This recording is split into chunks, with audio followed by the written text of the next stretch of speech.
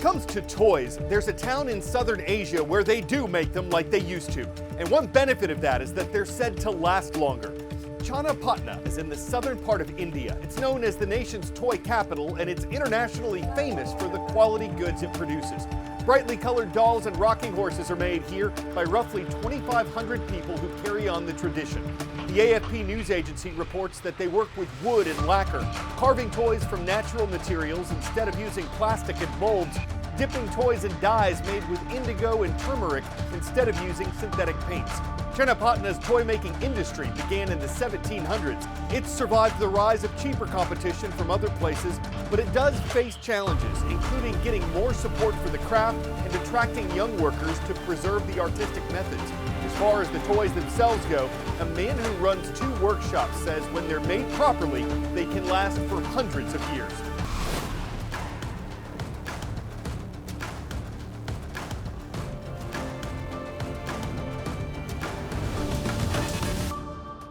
It means the world to have you watching The World from A to Z. I'm Carl Azuz. Next story takes us to the Middle Eastern nation of Syria, where both optimism and grief hang heavy in the air. First, the optimism. A significant agreement was made this week between Syria's new leaders and a military alliance that controlled the northeastern part of the country. This could be a major step towards stability in a nation that's been torn apart by civil war for years. And stability in Syria is considered important to the broader balance of the Middle East in general. There have been questions about whether the rebel group that swept to power late last year could maintain order in Syria after forcing out the country's former president. The agreement between them and the military alliance puts more power in the hands of Syria's fledgling government. But concerns remain. A human rights group says almost 1,000 civilians have been killed within the past week. Most were part of a Muslim minority sect that supported Syria's former president. Some were part of the country's Christian minority and other groups. Newsweek reports that gunmen associated with Syria's new government have been linked to hundreds of the civilian deaths. The country's new leader blamed supporters of the former government for the violence, and he called for unity, asked other countries not to get involved, and said he'd set up an investigation of the killings. Meanwhile, thousands of Syrian minorities have sought safety in the mountains nearby. Word of knowledge. Which of these pieces of legislation was signed into law by President Calvin Coolidge? Air Commerce Act, Pacific Railway Act, Social Security Act, Voting Rights Act. It was in 1926 that President Coolidge signed the Air Commerce Act, which among other things required investigation of aircraft accidents. Today that is done by the NTSB. The National Transportation Safety Board warned of the potential for future mid-air collisions along helicopter routes near Washington's Reagan National Airport. Let me repeat that.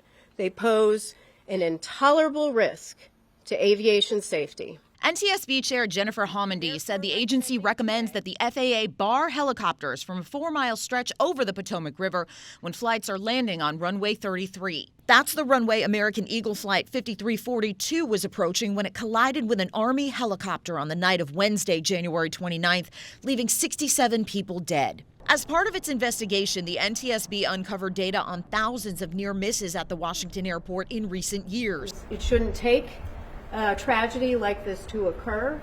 Homendy said their investigation may look at the numbers on near misses at other U.S. airports. And they're still collecting facts on whether more air traffic control staffing could have prevented the collision. She also expressed confidence in the nation's overall aviation safety. After the fact-finding phase, the NTSB will analyze what it's learned about the January crash before issuing a final report and determining probable cause. In Washington, I'm Karen Kafa.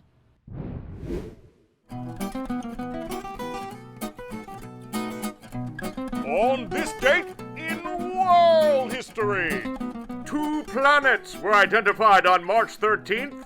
This one, which is located between Saturn and Neptune, was discovered as a planet by astronomer William Herschel in 1781. The 7th planet from the Sun was also the first to be found through a telescope. Then on March 13, 1930, the Lowell Observatory announced that Pluto, the 9th planet from the Sun, had been discovered that February. But poor Pluto wouldn't permanently possess planetary prestige. The International Astronomical Union reclassified it as a dwarf planet in 2006. And on this date in 2013, Cardinal Jorge Bergoglio was elected as the 266th leader of the Roman Catholic Church. His birthplace in Argentina made him the first pontiff from the Americas. He took the name Pope Francis, and though he's been fighting double pneumonia for weeks, the Vatican says the 88-year-old pontiff is improving and that he'll mark his anniversary from a hospital in Rome.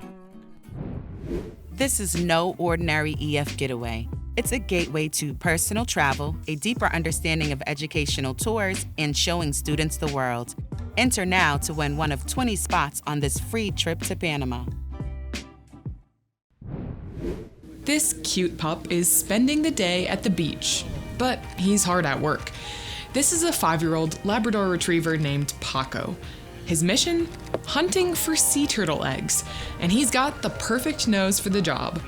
A dog's sense of smell is 10,000 to 100,000 times better than a human's. We started training him right away, from when he was a puppy, with various steps involving motivation through play and searching for neutral scents. Paco and the other dogs are trained to sniff a whiff of turtle eggs, which are buried in the sand. Once a nest is found, the dogs alert their handlers, who will record the location of the nest on the beach. Then the area can be roped off if necessary. The goal is to allow the eggs to hatch safely without being stepped on or disturbed by beachgoers. The turtle egg sniffing dogs are trained to stay focused on their task, obey their handlers, and identify the target scent. But all that hard work starts with play, because these are dogs after all, and what's more motivating than a toy? Over the last 2 decades, experts have recorded an increasing number of turtle nestings along the coasts of Italy, France, and Spain. That change led to the creation of Life Turtle Nest, a project co-financed by the European Union and coordinated by an Italian environmental protection organization. A sea turtle recovery center also aids in the effort. Since its founding in 2007, the center has rescued more than 2,000 sea turtles, like this one. Sipontina, detta Tina. Sipontina, known as Tina, is a juvenile caretta that was accidentally caught off the coast of Zapaleta about a month ago. She showed signs of slight malnutrition, so she was treated at the center. All veterinary examinations were conducted, including x-rays and blood tests. The turtle is now eating properly and independently, so it is possible to release her. Si alimentava. Happy swimming, Sipontina. If you come back to lay your eggs on the beach, Paco and the rest of the canine crew will be here to help protect them.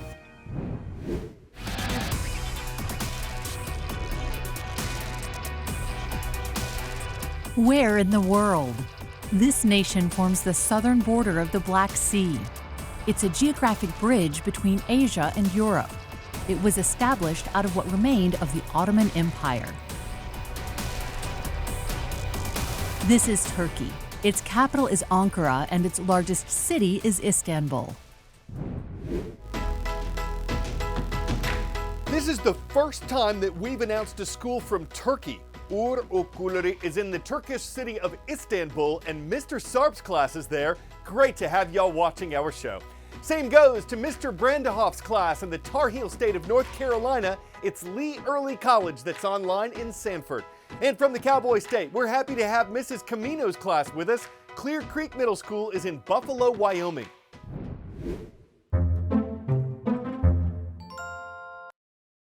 Take a look at the world's smallest Lego brick, which Guinness World Records says is roughly the same size as a human white blood cell.